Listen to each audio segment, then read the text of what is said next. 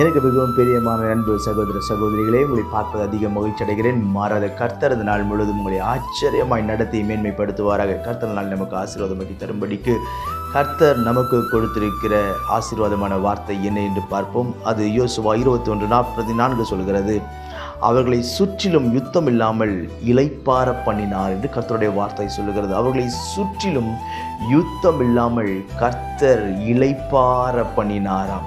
இன்றைக்கு ஒரு வேலைகளை சுற்றி நீங்கள் யோசிக்கலாம், பிரதர் நான் வீட்டுக்குள்ளே வந்தாலே ஒரு நிம்மதி இல்லாமல் ஏதோ ஒரு அழுத்தம் என்னை போட்டு அழுத்தி கொண்டிருக்கிறது. நான் வேலை ஸ்தலத்துக்கு போனாலும் ஏதோ ஒரு போராட்டம் என் இருதயத்தை அழுத்தி கொண்டிருக்கிறது. என்னால் மீண்டும் வெளியே வர முடியாத அளவிற்கு சங்கடங்களும் கஷ்டங்களும் என்னை போட்டு நெருக்குது பிரதர்.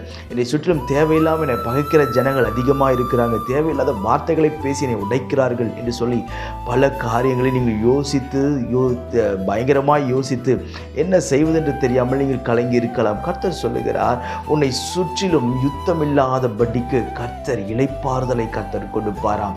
எங்கு திரும்பினாலும் சமாதானம். உன் வீட்டிற்குள் தேவன் சமாதானத்தை கொடுப்பார். உன் பிள்ளைகளின் வாழ்க்கையில் சமாதானத்தை கொடுப்பார். உன்னை சுற்றி இருக்கிற ஜனங்களுக்கு நடுவே ஒரு சமாதானத்தை கொடுப்பார். உற்றார் உறவினருக்கு நடுவே ஒரு சமாதானத்தை கர்த்தர் நிச்சயம் கொடுத்து உங்களை இளைப்பார பண்ணுவார். இளைப்பாறுதலே இல்லை என்று நீங்கள் யோசிக்கலாம்.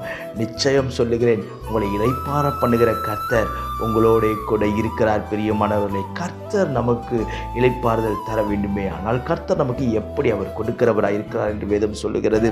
ஏசாயா 26:3 சொல்லுகிறது, உண்மையே நம்பி இருக்கிறபடினால் பூரண சமாதானத்தோடு காத்துக்கொள்ளுவேன். உண்மையை நம்பி இருக்கிறபடினால் இந்த யுத்தங்களின் நேரங்கள் வரும்பொழுது, கஷ்டத்தின் நேரம் வரும்பொழுது, மக்கள் உங்களை நெருக்கும் பொழுது, கர்த்தரை நம்பி நிற்கும் பொழுது கர்த்தர் உங்களை பூரண சமாதானத்தோடு பாதுகாத்து கொள்ளுவார்.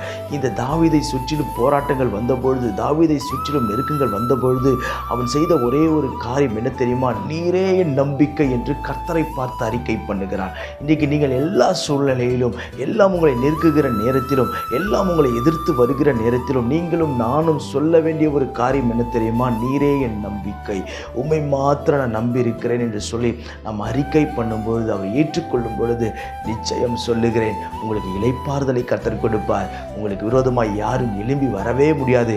உங்களை சுற்றிலும் கர்த்தர் பாதுகாப்பையும் தேவ தூதர்களையும் உங்களுக்கு கொடுத்து மேன்மைப்படுத்துவார். நான் உங்களுக்கு ஜெபிக்கட்டும். பரலோக பிதாவே, இந்த வார்த்தையெல்லாம் கேட்கிற அன்பு சகோதர சகோதரிகள் ஒவ்வொருவருக்கும் நான் ஜெபிக்கிறேன். மேன்மைப்படுத்தும், நிலைநிறுத்தும், கனப்படுத்துகிற கர்த்தருடைய கரம் என் பிள்ளைகளை சுற்றிலும் ஒரு இளைப்பாறுதலை கட்டளையிடும்படிக்கு நான் ஜெபிக்கிறேன். சந்தோஷமான நாட்களை தாரும். தடைகளை நீக்குகிற கர்த்தர் இன்றைக்கு அற்புதத்தை செய்வீராக. மேன்மைப்படுத்தும், உயர்த்தும். ஆண்டவரே, தேவன் பிள்ளைகள் புறப்பட்டு போகும்படிக்கு நான் ஜெபிக்கிறேன். வெளிச்சம் உதிக்கட்டும், விரும்பினது கிடைக்கட்டும். இயேசுவின் நாமத்தில் ஜெபிக்கிறேன் ஜீவனுள்ள பிதாவே, ஆமென். God bless you.